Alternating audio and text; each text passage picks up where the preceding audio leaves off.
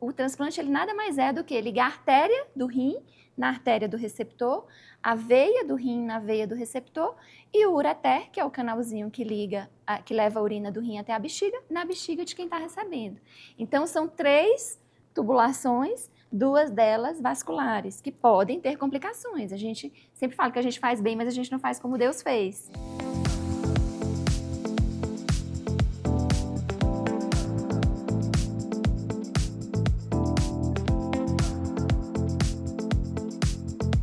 E antes de começar o episódio de hoje, eu quero apresentar e agradecer com muito carinho os nossos patrocinadores, que acreditaram nesse projeto desde o início e tornaram o consultório aberto ainda mais especial. A começar pela Cerrado Chic, uma loja que eu simplesmente amo. Com curadoria impecável em peças de decoração, móveis e itens exclusivos. Foi a Cerrado Chic que assinou toda a ambientação do nosso cenário. Com bom gosto, originalidade e aquele toque que faz toda a diferença.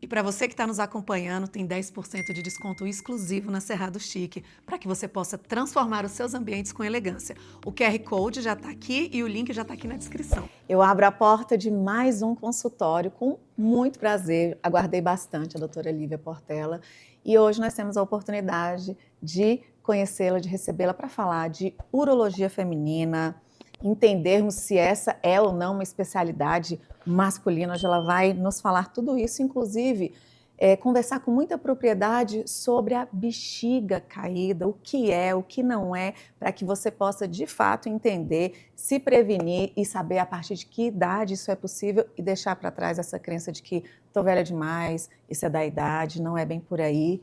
Não é isso? Exatamente. Muito bem-vinda, doutora. Obrigada, Carol. Agradeço muito o convite, a insistência. Não é? Foi ali firme. Doutora, eu gostaria, como é de praxe, né, que todos os médicos que vêm até aqui possam, né, falar da especialidade, como foi a escolha, se você veio de família de médicos, você tem uma profunda formação aí, na verdade, profunda e extensa, inclusive, a doutora Lívia também é cirurgiã, né, faz cirurgia com robótica, vai explicar tudo isso pra gente. E eu gostaria que você falasse um pouquinho da sua trajetória, das suas escolhas, de todos esses estudos que você decidiu realmente se aprofundar, e tão jovem também. Por favor, bem-vinda. Obrigada pelo jovem. Além de agradecer o convite, tenho que agradecer aí esse elogio. Então, Carol, eu não venho de família de médico, tá? Assim, meus pais não são médicos, minha mãe bancária, meu pai arquiteto. Minha mãe tem muitos irmãos, nenhum dos irmãos dela, são mais de, acho que são 17 ou 16 irmãos que minha mãe tem. Meu pai é uma família de 9 irmãos também. Desse grupo todo de tios, apenas um é médico. Então, assim, realmente não existiu essa influência grande como muitas pessoas têm. Eu sou do Piauí, né? Então, lá no Piauí, assim, quando a gente se destacava, né, nos ensinos, nos estudos, existia ali uma escolha dupla, uma via de mão dupla, assim. Ou a gente faz direito ou faria medicina.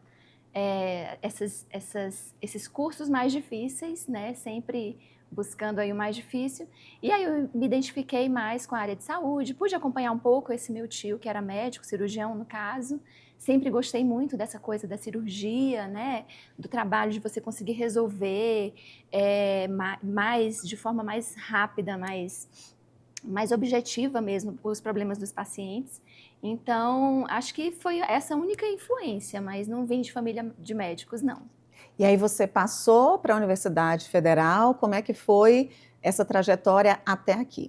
Então, aí fiz a Universidade Federal do Piauí, né, escolhi ficar lá, eu tinha esse desejo. O plano, desde o início, era me formar. Como eu sempre pensei na cirurgia por essa característica da cirurgia, né, mais resolutiva, digamos assim. No Piauí, na época que eu me formei, esse ano eu completo 20 anos de formada.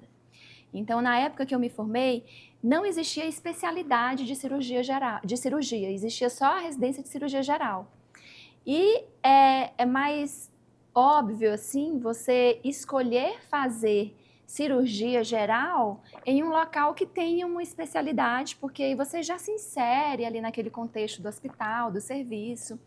Então, eu desde sempre, assim, terminei a residência, a faculdade de medicina, busquei fazer residência fora. Aí fiz prova em São Paulo e aqui, queria um serviço universitário e passei no serviço universitário daqui, né, que é o Hospital Universitário o HUB, que é o hospital da UNB, e vim para cá para fazer cirurgia geral. Com essa perspectiva de voltar, né, depois fazer uma especialidade. E o que impediu de voltar e continuar aqui estudando, porque aí você fez a cirurgia e depois fez outra especialização e outra especialização, né? Isso. Então, como eu queria uma especialidade cirúrgica, a princípio, assim que eu saí de Teresina, né, lá do Piauí, quando eu escolhi cirurgia, uma das coisas que passava pela minha cabeça era cirurgia pediátrica.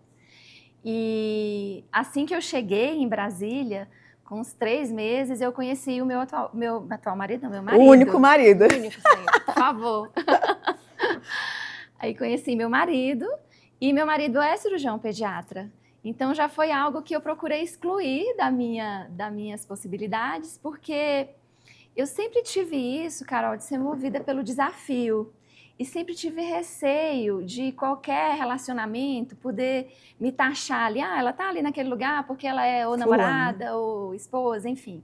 Então já foi algo que, uma opção que já foi saindo da minha cartela de opções ali.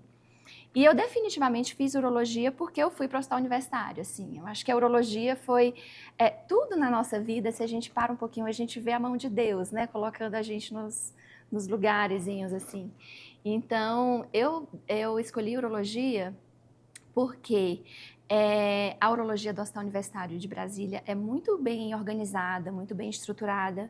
É um serviço que existem muitos familiares, existem irmãos, primos trabalhando em conjunto, mas quem não é familiar, eles são muito amigos realmente e trabalham muito bem. É um serviço dentro de um hospital público que oferece tudo, assim, oferece a uro-oncologia, que é o câncer na urologia, oferece o tratamento dos cálculos, transplante. E aí eu demonstrei esse interesse em fazer urologia quando eu estava na cirurgia geral. E engraçado que quando eu fui questionada por um colega que era chefe na época, ele perguntou o que eu queria fazer, eu disse, depois da cirurgia geral, e eu disse que eu ia fazer proctologia, porque eu gostava até de urologia, mas eu era mulher, né? Então urologia estava fora do baralho por causa do fato de ser mulher.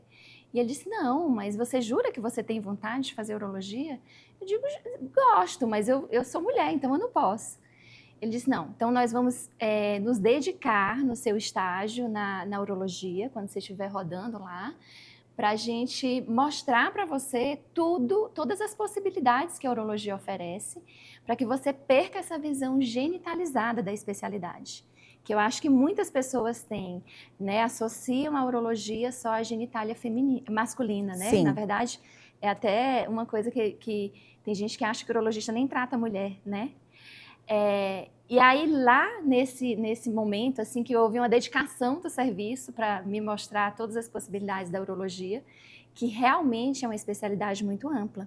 O urologista, ele é o cirurgião do trato urinário, masculino e feminino. Então, a gente opera rins, ureteres, bexiga, uretra, de homens e mulheres, né? A gente opera a genitália masculina também, então doenças da próstata, que é o que a urologia é mais conhecida com relação a isso, cálculos, transplante renal. E foi o transplante renal que realmente me fisgou para a urologia, porque eu fiquei encantada assim, com o procedimento, com a capacidade de mudança de vida do paciente assim, com o transplante. Além de que a técnica do transplante, a cirurgia em si é muito bonita. Então, foi aí que eu decidi, vou fazer uro. Ponto. Só que, então, quer dizer que você fez a medicina, cirurgia geral, urologia, e depois, para que você pudesse transplantar, é uma outra especialidade também? No meu caso, eu fiz 1 ano de residência adicional em transplante. Mas está na base curricular, né, da formação urológica o transplante renal. Então, todo urologista, ele tem que ter um treinamento em transplante renal. Hoje as coisas, a gente está procurando especializar cada vez mais, né? Assim, eu acho que refinar a técnica nunca é demais. Então, assim que eu terminei a residência, eu ingressei na residência para transplante renal, mas eu já transplantava, assim, como residente, o último ano da residência da urologia, que urologia são 3 anos, né, de residência cirúrgica. Então, o último ano, o residente faz o transplante renal, né, obviamente, tutorado também ali em conjunto com o professor, né, com o cirurgião urologista. Então quer dizer que todo urologista, ele é cirurgião, ele opera? Todo urologista é cirurgião, porque para fazer urologia precisa fazer cirurgia geral antes. Entendi. Né? Hoje, o urologista, para ele ingressar na residência de urologia, ele precisa fazer 3 anos de cirurgia geral. Aí depois ele vai fazer mais 3 anos de urologia. E aí ele tem a possibilidade de fazer algum ano adicional em alguma outra subespecialidade, no meu caso foi o transplante. Doutora, então, se todo urologista faz cirurgia, você não clinica, então é o nefrologista que está ali fazendo essa parte clínica, como que funciona? A diferença, porque é uma dúvida comum às vezes. Eu estou com alteração na minha creatinina. Será que eu tenho alguma coisa no meu rim? Tem que ir no urologista. Às vezes eu recebo às vezes pacientes assim. E o clínico do rim é o nefrologista, né? Por isso que a nefrologia e a urologia, a gente tem uma atuação muito em conjunto ali, muito simbiótica, digamos assim. Principalmente quem faz transplante renal. Porque o nefro é o clínico do rim. Então, ele cuida, ele dialisa, ele compensa aquele paciente e a gente opera. A gente é o neurônio motor da parte do transplante. Entendi. Me tira uma dúvida, já que você está, né? Já que deixa eu explorar um pouco mais, para que fique claro, de uma forma mais simples, porque eu fui entendendo isso aqui também, né?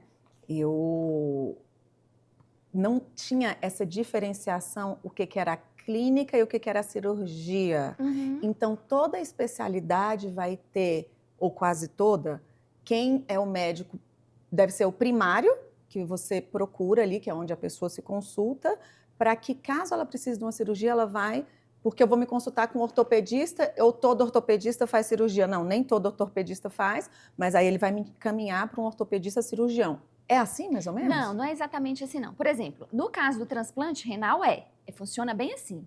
Porque quem recebe o paciente com doença renal crônica, até antes dele precisar dialisar, dele evoluir com a doença crônica realmente terminal, né, precisando de diálise, é o nefro.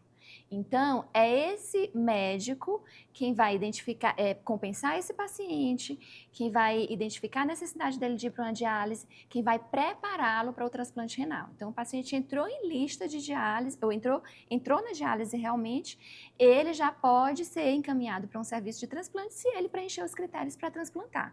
Então, nesse caso, o nefro, ele é a primeira porta. Mas, por exemplo, dentro da urologia, você tem um cálculo renal, né? Você faz uma cólica renal louca, então você vai direto já ser atendida por um urologista, porque aí o nefro não vai ter um papel de resolver aquele problema. Deixa eu ver se eu tenho uma outra situação. Você tem uma doença da próstata. Hoje, assim, pelo menos no serviço público, funciona de uma forma um pouco mais segmentada, seguindo esse processo aí em geral, o paciente ele é avaliado pelo médico da família e da comunidade, da medicina da família e da comunidade, e aí alguns pacientes acabam sendo encaminhados para o urologista. O ideal seria que funcionasse dessa forma, né, que existisse essa primeira avaliação. Mas de forma geral, no consultório, o paciente ele vai para tratar qualquer questão relacionada à próstata, mesmo clínica, porque nem sempre a gente opera próstata. Eu estou com a próstata aumentada, eu preciso operar sempre? Não, nem sempre vai precisar. Ele vai direto já para o urologista, que é quem vai tratá-lo. Então, mesmo sendo uma especialidade, é uma especialidade cirúrgica, a gente precisa ter a formação cirúrgica. Ela trata. A gente faz tratamentos clínicos também, assim. Entendi. Ficou mais claro. E nas outras especialidades, no caso, por exemplo, o seu marido, ele é cirurgião pediatra, mas Isso. tem só o pediatra clínico. Tem o pediatra clínico. Em geral, o pediatra clínico, porque a criança é uma coisa, é um paciente bem diferenciado, porque o acompanhamento da criança, ele é muito mais rigoroso, assim, ele é feito de uma forma bem mais sequencial, né? Assim que ele nasce, ele faz aquele acompanhamento com o pediatra. Então, em geral, o pediatra encaminha para o cirurgião pediatra se a criança tem algum problema, tem uma hérnia, tem uma fimose, tem uma malformação. Para o cirurgião pediatra passar essa fase, ou é uma doença cirúrgica de urgência, uma apendicite, né, uma questão que vai ser o cirurgião pediatra que vai atuar, ou o paciente tem uma malformação que foi identificada já intraútero, né? Ali no pré-natal, identificou que tem uma malformação, alguma coisa não está certa, e aí o cirurgião pediatra pode entrar aí para já fazer esse acompanhamento antes do parto. Legal. Porque há doenças que exigem intervenções bem precoces, né? Eu acho que você me entendeu, mas o que eu estava querendo não era da especialidade específica, era entender que em uma especialidade vai se diferenciar sempre quem opera e quem não opera. Né? Igual a ginecologia. Que nem tem o uro e o nefro, né? Se vai ter em toda a especialidade assim. Mas no seu caso, todo urologista, ele é cirurgião, porque todo o pré-requisito é justamente a cirurgia. A ginecologia tem uma realidade diferente, porque algumas especialidades, por exemplo, otorrino. O otorrino faz cirurgia otorrinolaringológica, mas o otorrino não faz cirurgia geral, porque não tem nem sentido. Um otorrino aprender a operar barriga, não faz muito sentido. Entendi. Então, o otorrino, ele opera, mas ele tem um ingresso direto na residência médica. O neurocirurgião, ele ingressa diretamente na residência de neurocirurgia. Só que o primeiro ano, não sei se o primeiro, segundo ano, da neurocirurgia, eles rodam na neurologia clínica. Então, o neurocirurgião, ele tem que ter um conhecimento de neurologia clínica. A ginecologia é uma especialidade diferente. Embora faça cirurgias abdominais, né, não existe esse pré-requisito de cirurgia geral. O profissional, o médico terminou medicina, aí ele ingressa direto na ginecologia, na especialização em ginecologia. Então, tem algumas... Aí por isso que alguns ginecologistas não optam por fazer uma ginecologia mais clínica realmente. Normalmente quem ingressa na área de ginecologia cirúrgica acaba fazendo alguma subespecialização para poder refinar também mais a técnica, né? Obrigada. Vamos voltar para o transplante. Doutora, depois da sua experiência com transplantes, né, em hospitais renomados, o seu olhar sobre o cuidado com o paciente, houve uma mudança? É uma médica que se diferenciou nesse sentido devido a essa experiência? Hoje o transplante ocupa, assim, a urologia feminina, ela ocupa muito mais da minha prática diária do que o transplante, mas eu digo que eu tenho, assim, a sorte de ainda ser transplantadora, porque eu acho que o transplante melhorou muito em todos os aspectos, não só nessa questão do cuidado com o paciente, mas também em vários outros aspectos da minha prática médica. Por exemplo, o transplante, ele exige uma multidisciplinaridade importantíssima.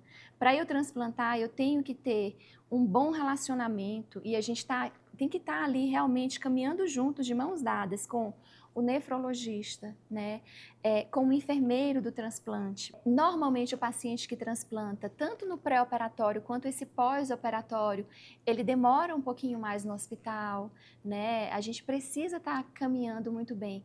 Se a gente tem, por algum motivo, alguma intercorrência que exija que esse paciente precise ser reoperado, a gente muitas vezes precisa da ajuda do cirurgião vascular e, às vezes, para fazer intervenções relacionadas, porque o transplante, ele nada mais é do que ligar a artéria do rim na artéria do receptor, a veia do rim na veia do receptor e o ureter, que é o canalzinho que leva a urina do rim até a bexiga, na bexiga de quem está recebendo.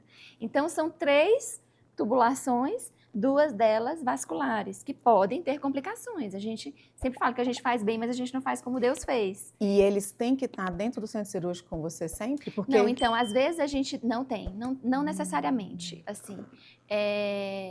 Mas às vezes a gente precisa de algumas intervenções endovasculares que o cirurgião vascular faz. Então, a gente tem que circular bem nesse sentido. tecnicamente, o transplante também, ele refina muito, né, a nossa técnica cirúrgica, porque é uma cirurgia delicada, é uma cirurgia de reconstrução também. Hoje eu vejo muita similaridade e muito benefício dessa formação em transplante, por exemplo, na área de atuação que eu mais faço hoje, que é a urologia feminina. Porque eu faço cirurgias de reconstrução do trato urinário, né? Daquele assoalho pélvico, daquela anatomia feminina. Então, essa vivência no transplante me ajuda muito.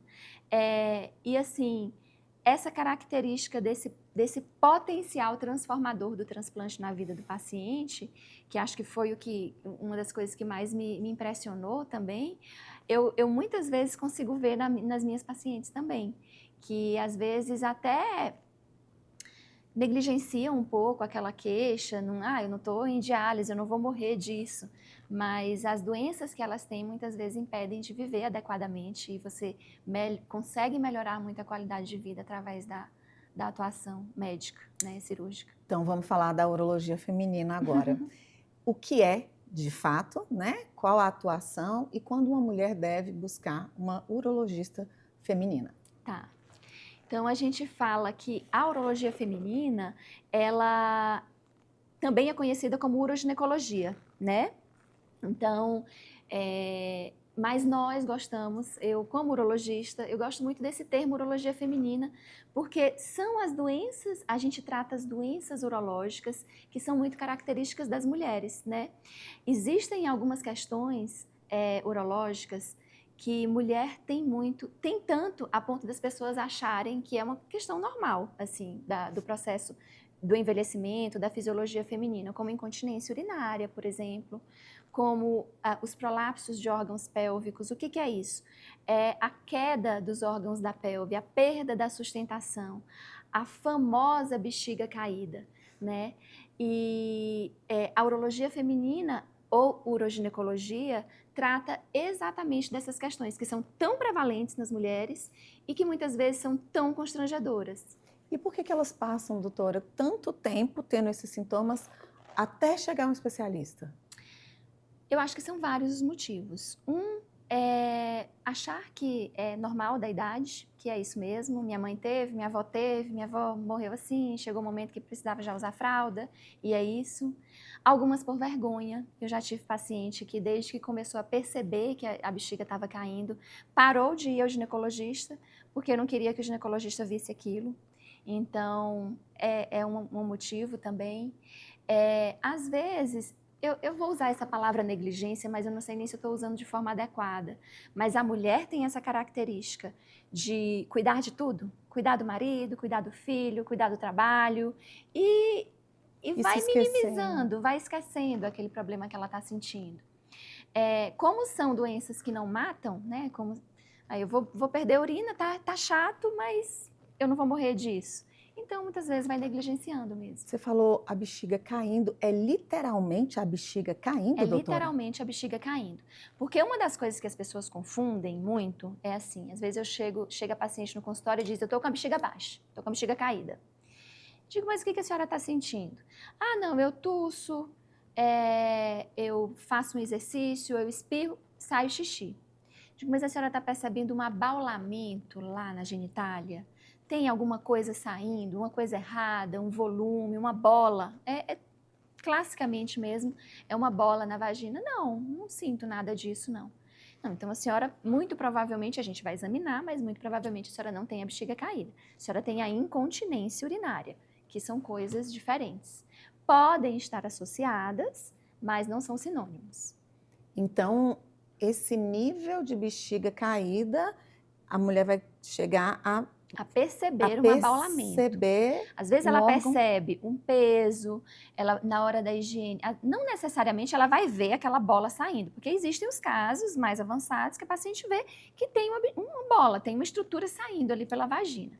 Mas às vezes ela percebe, depois de um dia de trabalho ou de atividades físicas, percebe um peso naquela região, na hora de fazer a higiene, percebe que tem um volume ali que não existia, tem alguns sintomas miccionais associados, às vezes a questão da urgência para urinar, sensação de que não está esvaziando bem a bexiga, são alguns sinais mais discretos assim da bexiga caída. E a incontinência urinária, o que é de fato? O que é a incontinência urinária? Qualquer perda involuntária de urina. Seja em ocasiões de esforço, tossiu, espirrou, fez atividade física, perdeu urina, é incontinência urinária. Ou outras situações. Eu digo que são 2 os tipos básicos de incontinência. Então, aqui um momento didático, um momento educativo. A gente tem a incontinência urinária de esforço, que é essa, tosse, espirra, faz força. E aí a gente tem, muito frequentemente, a incontinência de urgência. A gente está aqui conversando, ninguém estava lembrando de xixi, de repente vem aquela vontade que se eu não correr para o banheiro, o xixi vai sair. Isso é o que a gente chama de urgência urinária. Então, são esses 2 tipos básicos de incontinência. Claro que a gente pode ter a incontinência mista, que é uma associação desses 2 tipos, e a gente pode ter outros tipos de incontinência mais complexos e menos comuns, que a gente tem que investigar também caso a caso. E doutora, o que acontece no meu corpo para que hereditário, ou eu fiz muito esforço, ou é algum problema com a minha bexiga para que isso venha a acontecer? E a mesma pergunta para a questão da incontinência. Tem algo que eu possa fazer para que isso não aconteça? Algum cuidado diferente? Porque tem muita gente que fala, né? Pegou peso demais, não pega peso, menina. Você vai ter filho, isso vai acontecer. Como que funciona nesse caso? Tá. Então, só voltando para a questão da urologia feminina, por que a gente tem essas doenças urológicas tão características das mulheres? Porque a mulher tem o assoalho pélvico frágil. Meu Deus, o que é isso? É o chão da nossa pelve. É o conjunto de músculos e de ligamentos que sustentam todos esses órgãos que estão na nossa pelve. Bexiga, uretra, vagina, útero, reto. Os homens têm assoalho pélvico também. Mas os homens têm uma pelve mais estreita, a gente tem uma pelve mais larga. A base de sustentação desse nosso chão da pelve é mais frágil, exatamente porque a gente foi planejada para dar passagem para um bebê na hora do parto. O nosso corpo ele já foi desenhado dessa forma. A mulher, ao longo da vida, tem características, as oscilações hormonais, por exemplo. Todos os meses, quando a gente está aí na idade reprodutiva, todos os meses o nosso corpo é literalmente preparado para receber um bebê. Então, a gente tem oscilações hormonais que fazem com que em determinadas épocas da nossa vida esse assoalho pélvico esteja mais complacente, mais frágil, digamos assim. E aí, ao longo da vida, a gente engravida, a gente tem parto, a gente tem menopausa, a gente envelhece, perde massa muscular, perde colágeno. E essa estrutura, que já é naturalmente mais fraca, ela fragiliza ainda mais e aparece incontinência urinária, ou os problemas mais graves, que são mais graves, eu digo, que são mais extensos, que é a descida de órgãos inteiros mesmo, assim, bexiga, útero, reto, intestino, que podem descer, perder a sua sustentação. E aí, por essa questão, exatamente por isso, que a gente tem a urologia feminina, né, as doenças urológicas femininas que são tão constrangedoras. Voltando à sua pergunta, o que eu posso fazer, então, para melhorar? A gente não vai deixar de ser mulher, então a gente vai entender que existe essa particularidade da nossa anatomia. Hoje, a gente tem um conhecimento de que a gente precisa envelhecer de uma forma, para a gente conseguir envelhecer de uma forma mais autônoma, mais independente, a gente precisa, por exemplo, realizar atividade física. É praticamente prescrição médica hoje, a gente depois dos 40, 50 anos de idade, musculação ou exercício de força, para a gente ganhar massa muscular. Porque a perda de massa muscular ela é inexorável, ela vai acontecer com a idade. O nosso objetivo é fazer uma poupança ou tentar ir diminuindo aquela perda. É isso que vai trazer para a gente a independência na velhice. Então, a gente, como mulher, a gente também tem essa possibilidade de exercitar esse assoalho pélvico, essa musculatura que sustenta os órgãos da pelve, que é uma musculatura estriada, voluntária, que responde ao exercício como o bíceps da academia. Só que, obviamente, um exercício direcionado para ela. Então, eu digo que a paciente sentou no meu consultório, às vezes ela nem tem queixa urológica, assim, de enfraquecimento de assoalho pélvico. Às vezes é uma menina que ainda está pensando em engravidar, ainda não engravidou. Ela já recebe uma indicação de fisioterapia. Ela já recebe essa orientação do benefício que a fisioterapia do assoalho pélvico pode trazer para ela. E aí eu não sei se você vai me perguntar, mas é uma pergunta muito comum. Fisioterapia é a mesma coisa que pompoarismo, por exemplo? Não é a mesma coisa. O pompoarismo ele tem toda uma finalidade ali de melhora de vida sexual, de fortalecimento dessa musculatura. A fisioterapia não, ela tem todo o intuito não só de fortalecer, obviamente, que é uma coisa que todas nós mulheres precisamos fortalecer essa musculatura do assoalho pélvico, mas também de coordenar, de adequar esse fortalecimento a um bom funcionamento dessa musculatura. Porque essa musculatura ela não atua só sustentando, ela atua também em funções básicas da nossa vida. Quando a gente vai urinar, quando a gente vai evacuar, essa musculatura ela tem que relaxar nesse momento. Senão, se você for fazer xixi, essa musculatura está lá travada, tensa, é como se você queria sair daqui dessa sala, abrir a porta e a porta está fechada. Então não tem como aquele xixi sair. É a mesma situação se essa musculatura do assoalho pélvico não está bem coordenada. Então, a fisioterapia tem um trabalho que vai muito além de simplesmente fortalecer o assoalho pélvico. E aí, para que uma mulher faça fisioterapia do assoalho pélvico, precisa uma indicação ou ela pode buscar um fisioterapeuta e... Para a medicina suplementar, assim, com um plano de saúde, ela precisa de uma indicação. Não tem como ela fazer sem esse pedido médico. Mas tá? uma mulher que Mas, tenha... em geral, assim, a conscientização já está bem grande. Legal. Hoje, eu penso, assim, que as obstetras hoje têm um conhecimento, assim, elas estão bem conscientizadas a respeito da importância do parto vaginal, por exemplo, né, para a saúde da mãe, do bebê, não se indicar cesárea à torta e à direito, mas também se preparar bem essa mulher para o parto vaginal. Uma das coisas que acho que não chegamos a falar a respeito, né, além da fisioterapia que a gente pode fazer para fortalecer esse assoalho pélvico, complementando, o que mais que a gente pode fazer? Manter um peso adequado, né? Tudo que a gente puder fazer para não sobrecarregar esse assoalho pélvico que já é naturalmente sobrecarregado. Então, ganho de peso é um deles, né? Que piora muito essa sobrecarga do assoalho pélvico. A própria atividade de força, a musculação, quando a gente faz uma atividade obviamente bem orientada e de preferência ali também com conhecimento uma conscientização dessa musculatura do assoalho pélvico, a gente consegue melhorar esse tônus, né, essa massa muscular em geral, global do nosso corpo. Que mais? Tosses crônicas, pacientes que fumam, aí cigarro, não preciso nem dizer, né? Cigarro é ruim para tudo, para doença do coração, para câncer e também, obviamente, para o assoalho pélvico. Pode causar tosse crônica, pode causar bronquite, que tudo isso também é sobrecarga para esse assoalho pélvico, sem contar com a piora na qualidade dos tecidos que o cigarro traz, né? Constipação é uma coisa que a gente tem muito, né?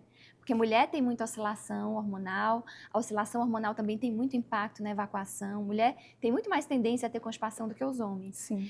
E essa constipação negligenciada aí, né?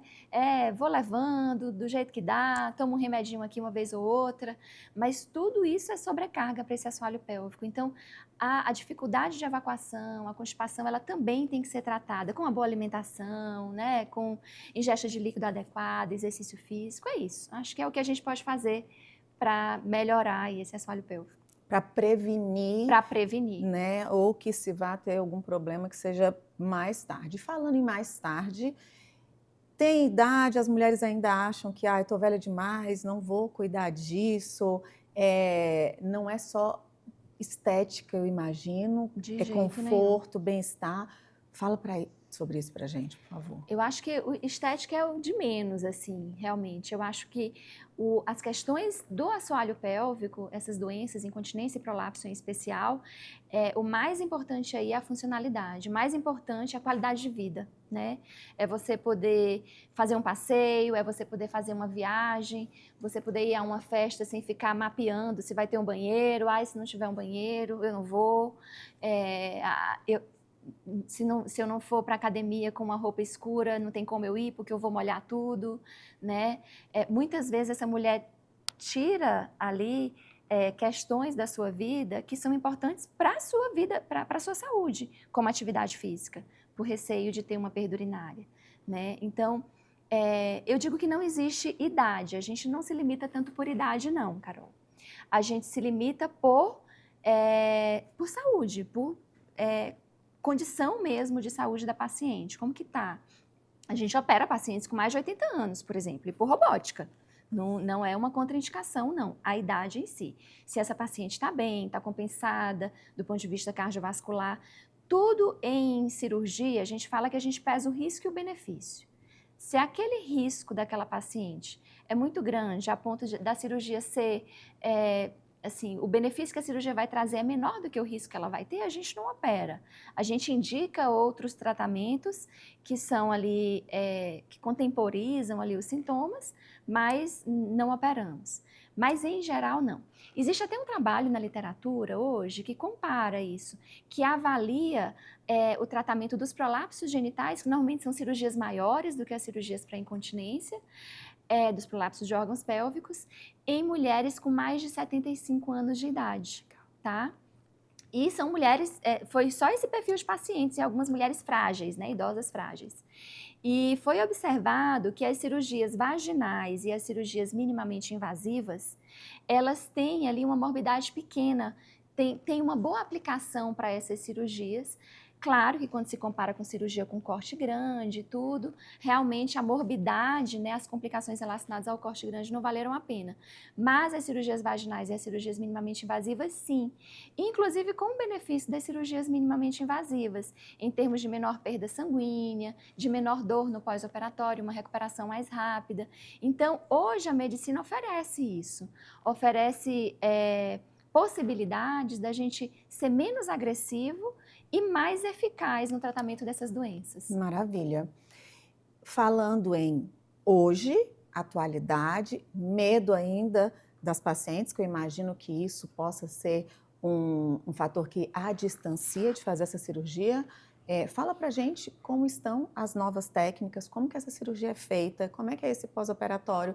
Ela vai parar de ter esse escape de xixi? Conta pra gente. Então, com relação à incontinência urinária, lembra que a gente falou que a incontinência a gente tem dois tipos básicos, né? A incontinência de urgência e a incontinência aos esforços. A incontinência aos esforços, ela acontece por uma questão estrutural mesmo. É uma falha na sustentação, exatamente uma falha nesse assoalho pélvico. De que região da bexiga? Não, lembra que a gente falou que não era bexiga caída. É da uretra, o canalzinho da urina. Como se a bexiga fosse um balão e aquela boquinha do balão perdesse a sua sustentação, se movimenta na hora que a gente faz força e tem o escape. Em geral, o tratamento inicial ele é conservador, ele não é cirúrgico, é feito com fisioterapia do assoalho pélvico. Se a fisioterapia não responde, a gente pode lançar mão dos tratamentos cirúrgicos, e as cirurgias desenhadas para correção desse problema são cirurgias minimamente invasivas. São cortes ali de 2 centímetros e furinhos que a gente usa para colocar uma tela que vai reconstruir a sustentação desse canal da urina, que é a uretra. Aí a gente tem o outro tipo de incontinência, que é a incontinência de urgência, que é essa que do nada veio aquela vontade de fazer xixi e não deu tempo nem de eu chegar no banheiro, eu já fui perdendo a urina. O tratamento também inicialmente é conservador, com fisioterapia. A fisioterapia consegue treinar essa bexiga para se comportar bem, para ficar mais calma. Se a fisioterapia não resolveu, aí o tratamento desse tipo de incontinência, em geral, é medicamentoso. Então, existem algumas medicações que a gente pode utilizar para que essa bexiga se organize melhor, para que ela fique mais calma, digamos assim. Porque nessa questão, na incontinência de urgência, o problema não é na estrutura, é no funcionamento, é no controle daquele balão. Ele está muito agitado, chegou um xixizinho ali, ele já quer funcionar. Então, a medicação ajuda nesse sentido. Se as pacientes tentaram fisioterapia, tentaram medicação, ou não se adaptaram à medicação, enfim, não resolveram com esses dois tratamentos, para a bexiga hiperativa, que é essa agitada, que causa urgência, aí a gente tem o tratamento cirúrgico, que não é a cirurgia da telinha, porque, volto a dizer, o problema não está na sustentação. Então, a gente pode lançar a mão da toxina botulínica, essa mesma que a gente aplica aqui nas ruguinhas, a gente pode aplicar na bexiga, para que ela fique mais calma e consiga segurar mais, né, receber mais xixi. Ou a gente pode lançar a mão da neuromodulação sacral, que é o marca-passo da bexiga. é um dispositivo que a gente coloca, é feito com anestesia local e sedação. Então, pacientes idosos, pacientes frágeis podem fazer. Claro, obviamente, a gente pensando aí, pesquisando o risco e o benefício, né? Pesando o risco e o benefício. Então, a gente implanta um eletrodo aqui atrás, perto desse ossinho do sacro, posicionando esse eletrodo numa região que é responsável pelo controle da bexiga e a comunicação da bexiga com o cérebro. Então, vai fazer essa bexiga segurar melhor, funcionar de uma forma melhor. Então, todas as técnicas para incontinência urinária hoje são técnicas que a gente tenta ser minimamente invasivo. Quando a gente fala dos prolapsos genitais, que aí são defeitos estruturais maiores, porque ou a bexiga desce toda, ou o útero desce, ou o reto desce, né, que é o que a gente chama de retocele. Os tratamentos também, inicialmente, sempre foram minimamente invasivos, porque a gente considera a cirurgia por via vaginal minimamente invasiva. Por que que a cirurgia vaginal é minimamente invasiva? Porque a gente não abre um corte na barriga, né, a gente não pega em intestino, então é realmente uma cirurgia com uma mais limitada, né, com uma agressão, digamos, mais limitada. Em contrapartida, a vagina tem características assim, uma cirurgia vaginal é uma cirurgia num espaço profundo, com uma visualização não muito fácil, a identificação das estruturas não é tão boa, vagina é uma região que sangra, então é por isso que a gente se encantou tanto com essa coisa das técnicas minimamente invasivas, laparoscópica e agora no nosso caso com a robótica, que é o foco da nossa atuação, para o tratamento desses distúrbios complexos do assoalho pélvico, porque a gente consegue corrigi-los de uma forma por via abdominal, que é uma forma que nos permite identificar melhor as estruturas, fazer uma dissecção mais anatômica, uma separação melhor de todas as estruturas. Isso é bexiga, isso é vagina, isso é intestino, isso são os ureteres, aqui são os vasos, a gente identifica muito bem e a gente consegue trazer uma segurança maior com menos invasão, com cortes pequenos é igual a pequena dor, tempo pequeno de internação, recuperação mais rápida. E esse tipo de tecnologia trouxe para a gente também a possibilidade da gente ter tratamentos mais eficazes, porque a gente corrige de uma forma mais anatômica, fica mais parecido com o que Deus fez, digamos assim, com a anatomia normal. A gente tem uma taxa de sucesso melhor, com menor chance desse problema recidivar, de ter ali que operar novamente, né? Com sangramentos mínimos, porque com essa tecnologia a gente identifica as pequenas estruturas, os pequenos vasos, então, em geral, uma cirurgia que praticamente não sangra. Então, tudo isso traz para a paciente a possibilidade da gente ampliar essa indicação cirúrgica para pacientes que às vezes achavam que não podiam mais, né? E nessa especificamente, você está falando só da robótica ou também da laparoscopia?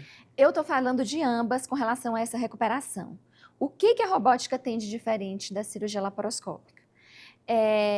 A robótica, na verdade, é uma cirurgia laparoscópica avançada, né?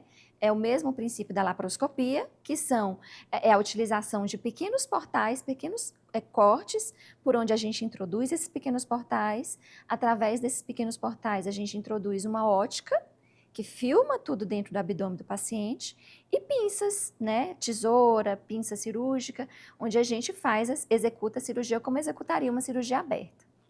Quando eu não sei se eu vou conseguir ser clara para você, mas quando eu tenho uma cirurgia laparoscópica, eu tenho portais pequenos, para eu conseguir introduzir aquela tesoura, ela tem que ter uma pontinha bem pequena, bem fina, né? Ou uma pinça cirúrgica. Essa mãozinha aqui tem que ser desse tamanho, ali, menos de 1 centímetro, para a gente conseguir introduzir lá dentro. E ela é um instrumento, na laparoscopia, é um instrumento com um cabo bem comprido e na pontinha eu tenho aquela tesourinha bem pequena. Quando eu vou fazer um corte de um papel aqui, que eu tô com uma tesoura na minha mão e eu faço com uma cirurgia aberta, então digamos que eu queira cortar essa bexiga, eu consigo fazer todo esse movimento aqui. Quando eu tô com uma pinça comprida, com essa estrutura lá dentro, eu não consigo ter esse grau de liberdade de movimento que eu tenho. É isso que o robô me trouxe. o robô me trouxe a possibilidade de eu levar o movimento da minha mão para lá dentro daquela pinça. Na verdade, tudo que a minha mão faz aqui, enquanto eu estou no console do robô, a pinça do robô faz lá dentro. Então, todos esses movimentos aqui que a gente consegue, toda essa liberdade de movimento, a pinça robótica tem. Na verdade, tem até mais, né? Porque o grau de liberdade de movimento do robô é maior. E filtra tremores. O robô ele tem uma visão ampliada, tem uma visão magnificada, a gente tem uma visão em 3 dimensões, a gente consegue enxergar melhor com o robô do que com os nossos próprios olhos. Então, tudo isso na cirurgia da pelve, por isso que a aplicação é tão boa para as pacientes com doenças de assoalho pélvico. Por isso que o robô revolucionou, por exemplo, o tratamento do câncer de próstata na urologia. Por isso que o urologista gosta tanto de cirurgia robótica, né? A gente já tem essa familiaridade com as técnicas pouco invasivas, mas por quê? Porque todas essas estruturas, próstata e as doenças da pelve, né? Uretra, bexiga, vagina, todas estão dentro da pelve. A pelve é uma estrutura, é um arcabouço ósseo, né? Tudo isso aqui nosso é osso. Para eu conseguir ter liberdade de movimento lá dentro, o ideal é que eu tenha realmente uma mãozinha pequenininha, né? E que eu consiga alcançar minha visão lá dentro daquele espaço fundo. E o robô trouxe isso. Maravilha, né? Você acredita? Você Você conseguiu entender o que eu expliquei? Perfeitamente. Eu fiquei só com uma dúvida. Quando você disse que eu consigo chegar com a pinça, mas com a não laparoscópica. vai, isso, a laparoscópica. Não vai até a bexiga. Aí você tem que puxar a bexiga para vir. Aí o que eu faço? Eu faço adaptações. Imagina, você está na ponta dessa caneta aqui, o portal, isso aqui é meu abdômen, a tesoura está lá na ponta. Uhum. Então eu nunca vou conseguir fazer esse movimento nela. Então eu tenho que trabalhar nessas dimensões que eu tenho aqui, nas duas dimensões. Que é para cima, para baixo, para a esquerda e para a direita. Tenho que reprogramar o meu cérebro. Mas em cirurgias reconstrutoras, por exemplo, isso é muito difícil.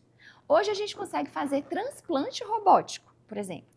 E seria uma situação muito difícil. Tem alguns cirurgiões indianos que fazem os transplantes laparoscópicos, exclusivamente, sem a tecnologia robótica, sem essas pinças que... Mas assim, o robô, a gente tem 8 casos no Hospital Brasília de transplante robótico, que a gente fez toda essa ligação desses tubos da artéria, da veia e tudo, através de cirurgia robótica. Então, a pinça consegue ter um movimento bem igual da minha mão, até melhor, né? Que ela refina realmente o movimento. Quando você liga uma artéria na outra, tem que costurar? Tem que costurar. Então, é muito bonita a cirurgia do transplante. Porque agora a gente está falando de transplante de rim, né? Mas transplante de fígado é a mesma coisa, porque também tem que ser, os vasos também têm que ser ligados, né? Para que aquele órgão viva, ele precisa ter uma artéria irrigando e ele precisa ter uma veia drenando, né? Então tem que ter esse mecanismo de circulação, tá? E aí, no caso do rim, ele tem que ter aquela estrutura, porque a função do rim não é produzir urina? Sim. Então, o rim... E filtrar, né? Exatamente. Então, o rim, ele tem uma artéria que é ligada para que ele seja irrigado, né? Ele vai receber o sangue do corpo, ele tem uma veia que é ligada na veia do receptor, para que aquele sangue seja drenado, né? Então, é a circulação que acontece no nosso corpo o tempo inteiro. E também precisa que essa estrutura, que é o ureter, que é um canalzinho que liga o rim até a bexiga, que é o que vai levar a urina para lá, também seja ligado na bexiga do paciente. Então, ou no que estiver funcionando como bexiga. Veia e artéria só transporta sangue. Só transportam sangue. E dão vida para aquele órgão. Levando para irrigação e a veia... tirando o sangue que foi filtrado. E que vai ser levado para o corpo todo. Depois, isso. E o ureter, ou seja, para esse xixi, essa água chegar ali, ele vem por outro canal. Ele vem pelo ureter. Entendi. Porque, na verdade, o sangue entra, ele é filtrado, através dessa filtração vai ser produzida a urina, o restante vai sair pela veia, e aí depois os glomérulos vão trabalhar produzindo a urina, que vai ser jogada nesse ureter. Então a urina só vira urina no rim? Só vira urina no rim. Chega sangue E chega sai, sangue, eles esse sangue é separam. filtrado e aí é feito todo esse processo lindo, né, de produção de urina. Que a pessoa com 47 anos agora ficou, entendi, pensava que a água ia direto para lá, então não é nada disso. Não. A água ela vai para o sistema digestivo, ela vai ser absorvida também, né? Muito legal, muito legal. Até perdi a linha do raciocínio aqui agora com essa super explanação. Esse uau, não sei nem onde é que a gente Não, porque a passou gente da estava na urologia feminina para o robótica. transplante. A Isso. gente estava na robótica, aí foi a questão Aí que a gente falou que o robô ele é tão bom que dá até para transplantar com o robô. Ou seja, então, o robô ele vai te dar maior acesso às estruturas profundas, difíceis e uma maior qualidade de execução do meu procedimento cirúrgico. E a última de curiosidades, quando você faz uma cirurgia na bexiga, por exemplo, em outros órgãos que você vai cortar com o robô, você ali também vai cauterizar tudo que você faria com aberto. Exato. Só que é de uma forma muito mais pontual. Eu digo que o trauma ele é muito mais concentrado, né? Tem gente que, eu até brinco, uma vez eu estava num podcast aí falando que o trauma do robô é muito mais limitado. Eu digo, não, eu não gosto dessa palavra limitada para o robô. Eu acho que o trauma é mais concentrado, né? Ele é muito mais localizado. Porque realmente é uma tecnologia que nos encanta muito pelas possibilidades e pelo refinamento que ele traz para a nossa técnica cirúrgica. É tão engraçado se você me perguntasse, Carol, você preferia ser operada, né? Porque a gente imagina que não vai resolver só com aqueles furinhos, né? Quando e que era muito melhor abrir a barriga, né? Que aí você está olhando ali dentro, vai e pega. Só que não precisa, né, doutora? Eu, como transplantadora, assim que a gente começou a fazer a cirurgia robótica, a gente teve esse projeto de fazer transplantes robóticos lá no hospital, que a gente trabalha, no Sol Brasília. E um colega que veio para cá, eu considero o maior cirurgião robótico do mundo, que é o Rafael Coelho.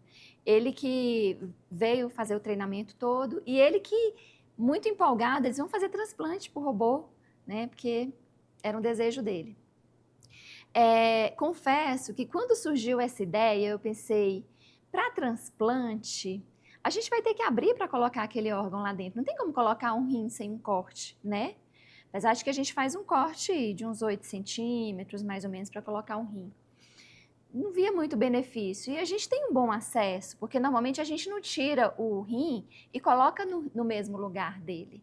A gente tira o rim e implanta o rim aqui na fossa ilíaca, nessa região da pelve, que é uma região mais superficial. Os vasos são mais acessíveis do que lá no fundo, porque o rim fica aqui, nas nossas costas, aqui praticamente, né? Fica bem na região que a gente chama de retroperitônio. Então, a princípio, eu não via muito benefício, até ver o primeiro. Eu disse, não tem nada que a gente faça por robô que não fique melhor do que com a nossa mão. Porque realmente é uma tecnologia que refina, né? Que refina a nossa cirurgia. Ela nunca vai funcionar sozinha, ela precisa... E essa limitação que você fala, né? Que assim, não vai resolver bem. A gente faz o que a gente quer com o robô. Então, assim, quando a gente faz uma cirurgia de correção de prolapso genital, antigamente a gente ainda fazia laparoscopia. Eu fazia laparoscopia até ano passado, quando eu estava no hospital privado, no hospital público. Mas eu digo para paciente, com a laparoscopia simples, a gente faz a correção como dá. Porque realmente existe uma limitação, às vezes, do ponto não sair tão exatamente como eu gostaria. Que muitas vezes isso não vai ter uma repercussão funcional importante. Mas com o robô eu faço como eu quero. Maravilha. Consegue todo o acesso para resolver aquilo ali, né? Para essas estruturas profundas, né, próstata, as estruturas que estão localizadas na pelve, né, que é envolvida aí por esse arcabouço ósseo que limita muito a nossa movimentação. Definitivamente, a cirurgia robótica ela é melhor do que a cirurgia aberta. Doutora Lívia, você falando tanto em robô, com esse advento da IA, você acredita que em algum momento esse robô não vá precisar de um médico, de um ser humano para estar realizando... Em campo, né? Então, já foram feitos experimentos nesse sentido e já existiu cirurgia, eu acredito que vesícula, que o robô executou todo o procedimento sem a ajuda humana, assim, sem ajuda humana. Só com uma programação, realmente, ele seguiu todas as programações e conseguiu executar.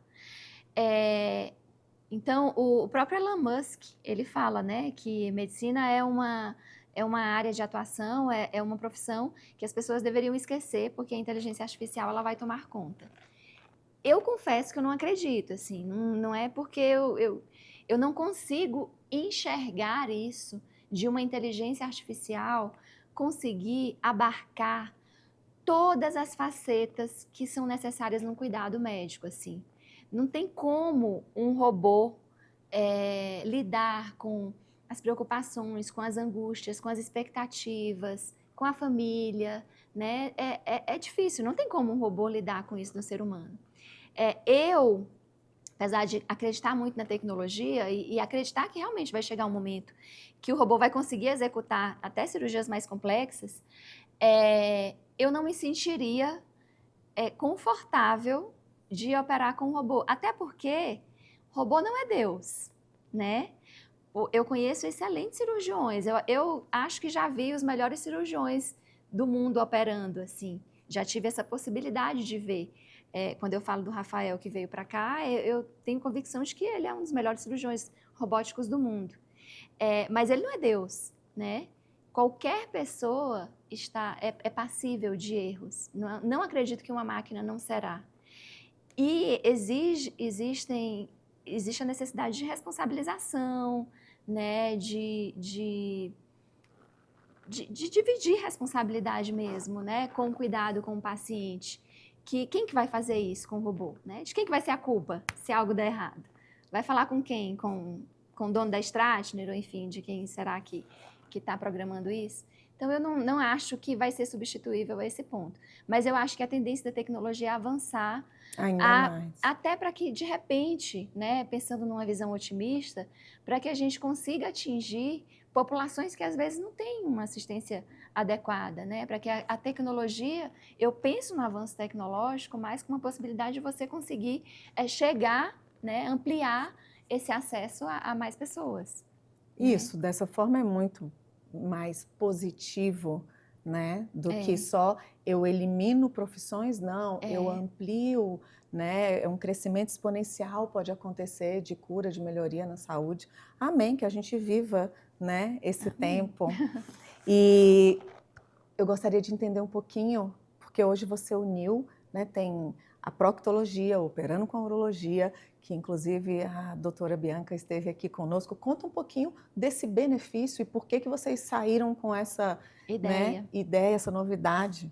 Então, quando eu acabei, a gente não chegou a falar sobre isso, né? Eu acabei ingressando na urologia feminina. Eu não fiz urologia por conta da urologia feminina. Na verdade, era uma especialidade que, a princípio, eu fugia. Eu sempre fiz uro pelo transplante. Sempre quis os desafios, o que era mais enrolado, mais difícil. Até que me formei urologista e comecei a receber muitas pacientes com doenças urológicas femininas, porque são doenças constrangedoras, era natural que essas pacientes quisessem uma mulher. Eu fui a primeira mulher urologista aqui no Distrito Federal. Mas até então não tinha me encantado tanto, atendia, mas não era realmente o foco da minha atuação. Até que em 2015 você falou que eu fui assumir o hospital de base, né, o setor de urologia feminina e disfunções miccionais de lá. E consegui me deparar com esses casos complexos, porque o serviço público tem isso, né? Os pacientes, infelizmente, acabam demorando muito para ter acesso e acabam chegando mais doentes, com doenças mais graves. E aí comecei a receber esses casos mais complexos e comecei a perceber a aplicabilidade dessas técnicas minimamente invasivas, que o urologista é tão afeito. A gente faz tudo por canal, né? Tudo trata cálculo por endoscopia, a gente não gosta muito de abrir grandes cortes. E sempre gostei muito da laparoscopia e consegui perceber uma grande aplicabilidade para esses problemas mais complexos e, inclusive, uma carência desse tipo de serviço aqui no Distrito Federal. Na verdade, eu acredito que até no Brasil, naquela época, era mais difícil. E lá no Hospital de Base, eu tive esse reencontro com a doutora Maria Bianca, que coincidentemente estava cuidando do ambulatório de disfunções evacuatórias, das questões realmente relacionadas ao enfraquecimento da pelve, mas com essa visão da proctologia. E nós já éramos amigas, né, desde da residência médica, e pudemos reativar essa amizade através do nosso trabalho também. Então, a gente começou, como lá no Hospital de Base a gente recebia casos mais complexos, mais avançados, a gente começou a perceber que essas pacientes com defeitos de sustentação da pelve, o problema delas normalmente não se concentra na bexiga baixa, né? Ali na pelve, a gente tem anteriormente bexiga, logo atrás vagina e logo atrás o intestino, o reto, né? Então, não tem como ter um enfraquecimento só da bexiga e aquilo ali não repercutir no intestino. Não tem como a paciente passar uma vida inteira ou muitos anos da vida tendo muita dificuldade para evacuar, forçando aquele compartimento ali posterior, e isso não impactar numa queda de bexiga ou numa incontinência urinária, né? Então é muito comum, quando a gente estuda mais minuciosamente a paciente, a gente perceber que esses sistemas todos eles se comunicam porque eles são vizinhos. E aí a gente acessar, né, abordar essa paciente, tanto numa avaliação pré-operatória, quanto às vezes no transoperatório, dentro da cirurgia em conjunto, a gente traz uma possibilidade de oferecer uma melhora muito mais completa para essa paciente desses sintomas. Então, às vezes, no início, a gente segmentava um pouquinho mais esse tratamento e a gente percebia que a paciente evoluía depois com problema na evacuação, que não tinha, ou às vezes tinha e não aparecia tanto porque a bexiga estava muito caída. E aí fica muito...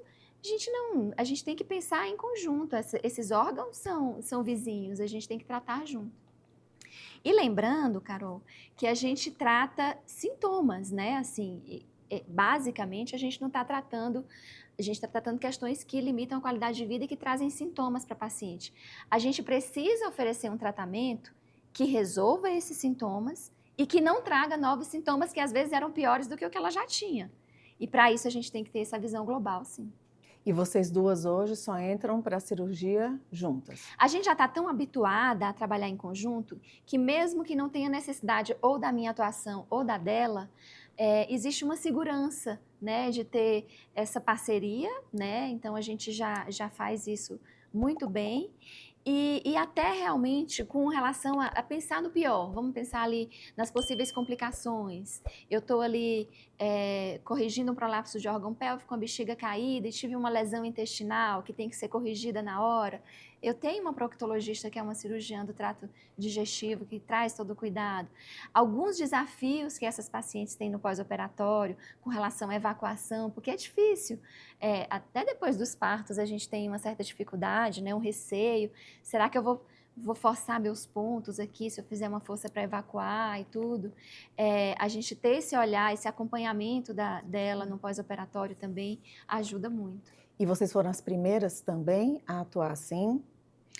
Na verdade, eu trabalho com a urologia feminina e tenho uma conversa muito grande, assim, uma convivência muito grande com pessoas que fazem esse mesmo tipo de trabalho de urologia feminina como eu, no Brasil inteiro, lá na Sociedade Brasileira de Urologia. E eu desconheço quem faça um trabalho assim, tenha essa visão de multidisciplinaridade como a gente tem. Eu acho que a gente não tem nenhum serviço que aborde esses distúrbios complexos de assoalho pélvico dessa forma tão próxima, sabe? Porque a gente chega a avaliar as pacientes mesmo em conjunto. É uma avaliação, uma consulta que a paciente faz comigo e com ela, o exame físico em conjunto, quando a gente vai planejar um tratamento cirúrgico. Maravilha, muito sensacional. Parabéns. Obrigada. Por essa iniciativa de vocês, por essa engenharia, né? Porque é entender que aquilo ali, né, tá perto, tá junto, vamos resolver. Nosso objetivo é resolver bem, resolver os sintomas e resolver da melhor forma possível para que a gente não tenha nenhum outro problema adicional, né? E para que essa paciente não venha precisar de nenhuma outra intervenção no futuro. A gente quer realmente dar alta para essa paciente. Maravilha. Pensando no que a rede social está trazendo, informações distorcidas sobre saúde da mulher, como é que você vê essa questão da rede social hoje e a escolha de um profissional, o que levar em consideração? Então, a oferta de informação é muito grande. Às vezes essa informação, na verdade, às vezes não, essa informação ela não é filtrada na rede social, né? Muitas vezes quem faz esse filtro é o próprio paciente, porque achou o profissional bonito, porque está com a roupa bonita, porque está, sei lá, com um relógio bom, não sei, ou pelo número de seguidores, enfim. Eu acho que nada disso deve ser levado em consideração. Eu acho que se deve levar em consideração para um paciente que vai procurar um atendimento médico, eu acho que a rede social é importantíssima para quem faz um bom trabalho, né? Eu estou procurando trabalhar um pouco mais nisso. Na correria é difícil, você viu o quanto que foi difícil a gente chegar até aqui, mas eu tenho percebido isso com a oferta grande de informações que não são tão boas. Nós que fazemos um serviço sério, que a gente faz um trabalho, né? Temos essa consciência de que a gente precisa ir para a rede social para fazer um trabalho de educação também para os pacientes. E aí, o que o paciente precisa quando ele vai fazer um tratamento médico, seja qual for? Sei lá, quando eu vou fazer consertar um computador da minha casa, eu vou atrás de alguém que faça o melhor serviço, né? Eu quero um armário para o meu quarto, eu vou atrás de referência, da pessoa que faz um serviço bom, né? Que me entrega um resultado. Então, a mesma coisa, muito mais ainda, quando é um problema relacionado à minha saúde, ao meu corpo, à minha qualidade de vida. Então, a paciente principalmente tem que pesquisar profissionais que tenham uma boa formação, né? E de preferência uma referência, né? Que seja, né, conhecido. E é esse o grande trabalho que nós também fazemos essa triagem por você. Tanto que todos os profissionais, né, que estão hoje já listados no nosso YouTube, no nosso Spotify, no Instagram, são profissionais que a gente avalia e traz e deixa o número para vocês sempre na descrição do CRM, do RQE. Então, essa educação é algo que, né, estamos buscando fazer por aqui. E, como você falou, é muito importante que a responsabilidade com o seu corpo ela seja sua, né? Não dá mais para ser negligente com a gente mesmo. Exato. Não faz sentido nenhum.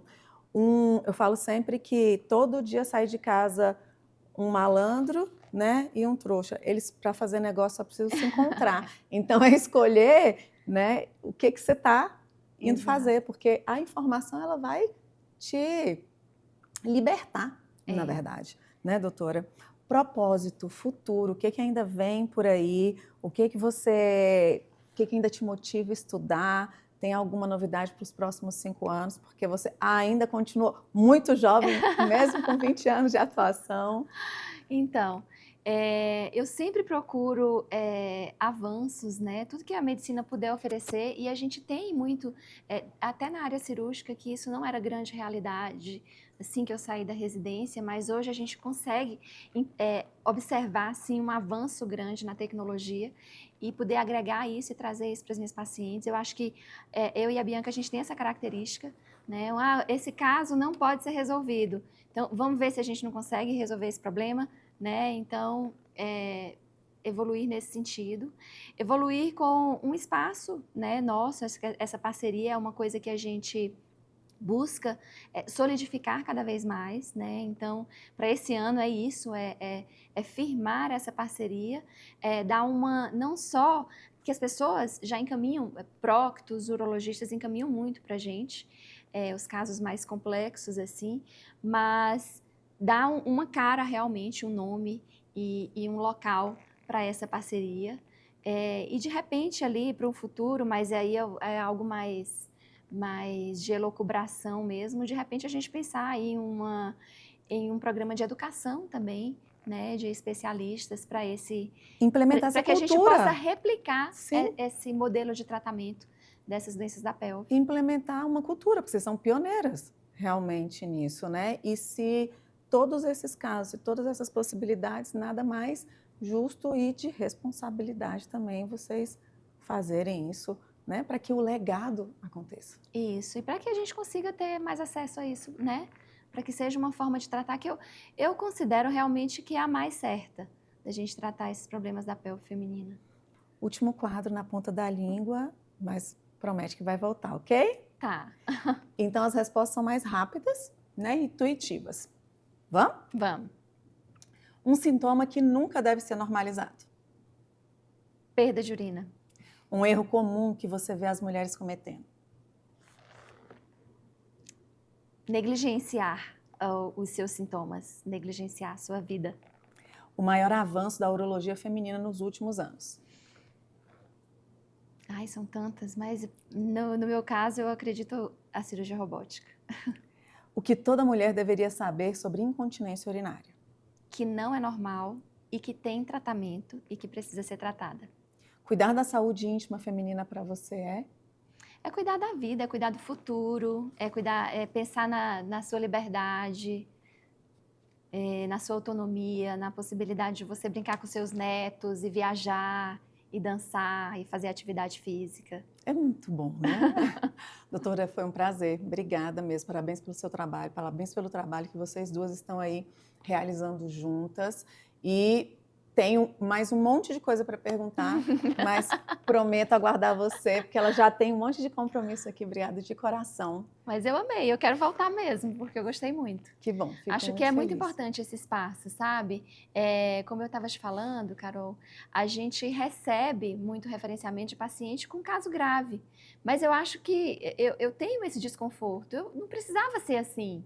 A paciente tinha que chegar antes. Sim. Para que ela não precisasse desses tratamentos mais complexos. Então, deixa essa mensagem direta para essa mulher, para que a gente possa levar isso para onde tiver que chegar. Independente, talvez essa paciente, talvez você não vá se consultar com a doutora Lívia, mas você tem que buscar. Então, deixa uma mensagem bem assertiva para ela. Então, é isso que eu queria deixar, assim, a mensagem final do nosso encontro. Que a paciente não chegue da forma como muitas vezes chega. Claro, a gente tem um ambulatório, um consultório que é mais especializado, a gente já tem essa característica de os casos mais complexos acabarem chegando para nós. Mas a gente fica, muitas vezes, a gente percebe que as pacientes perderam tempo, né, negligenciando aquele sintoma por achar que aquilo ali não vai oferecer um risco de vida. Ok, muitas vezes não oferece um risco de vida, mas limita a vida. E será realmente que não oferece um risco de vida? Porque as pessoas hoje estão vivendo mais. Então, às vezes, a gente vai ter aí uma paciente que vai ter muito mais chance no futuro, na sua velhice, de ter infecção urinária, de desenvolver resistência bacteriana, de ter necessidade de realizar funções básicas, como a micção, como o xixi, como evacuar, precisar de ajuda de terceiros para fazer esse tipo de coisa.